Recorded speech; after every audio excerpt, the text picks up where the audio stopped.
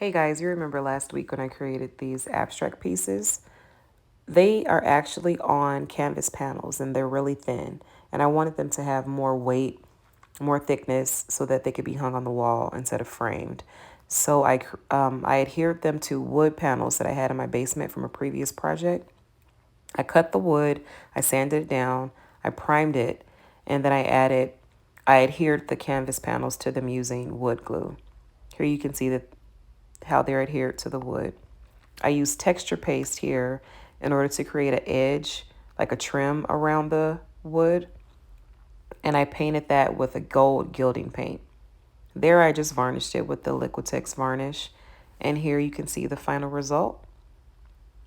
They have a really fine textured gold trim now, and the varnish gives them a extreme sheen. I was going to use resin, but I just wanted to do like a lighter varnish instead.